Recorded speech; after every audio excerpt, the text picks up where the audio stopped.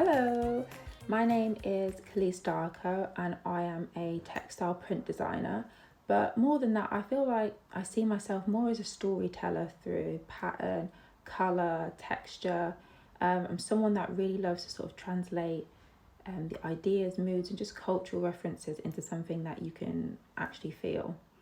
And I think what drives me is a curiosity. I'm always asking questions like, how can this be more expressive? Who's my target audience? Who am I trying to resonate with? I think my thought process is quite detailed, but my work isn't necessarily like that. I think there's sort of like a playfulness to it. I just love sort of exploring the balance between creativity, purpose, and just making things that essentially are beautiful. I just love making beautiful things, but meaningful as well, something that you can actually wear in real life.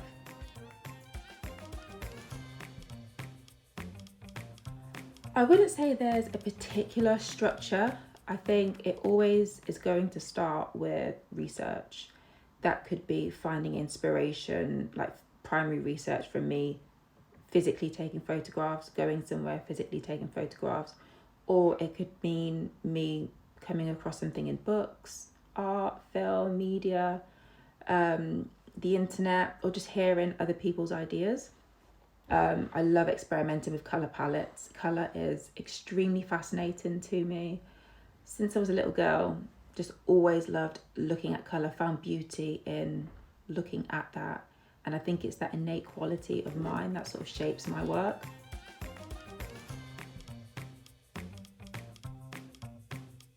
I'm going to have to say Black women. Black women have been my biggest supporters and have actually been the ones to drive my career.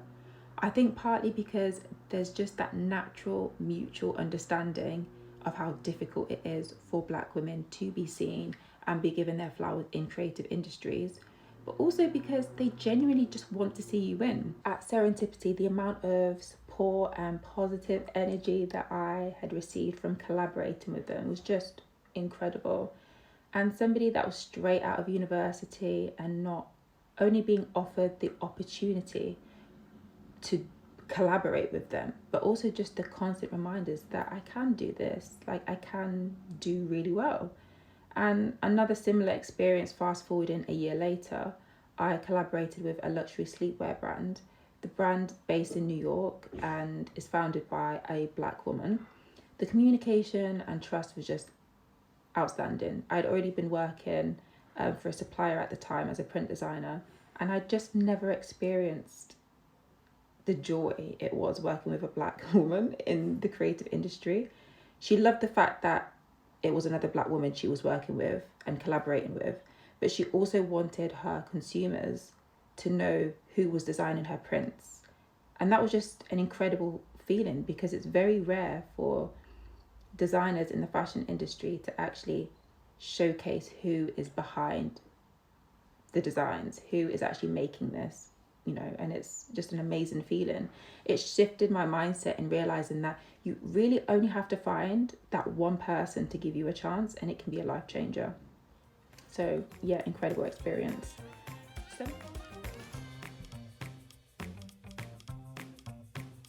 I think maybe just the fact that I love learning. I mean, it's not something that's going to be visible. Like, I just love learning. I hate being sort of mentally stagnant. I think education is very important to be able to develop yourself, your skills, and also just to teach others about what you're learning. It's very interesting and a good eye opener.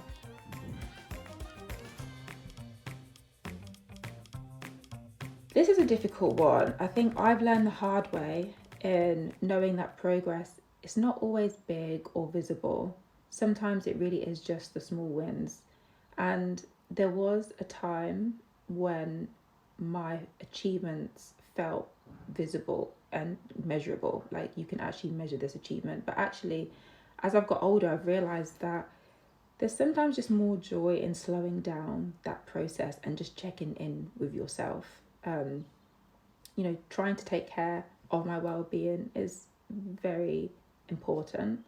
I do try and make space to step back when I need to in just every aspect of my life.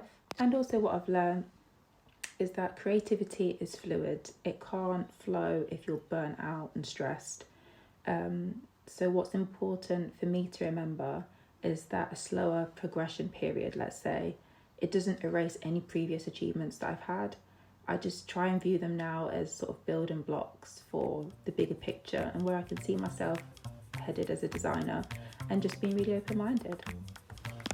Thank you for joining us for today's story. Making the invisible visible is our commitment to ensuring that Black women's histories and contributions are recognised, valued and kept in daily circulation.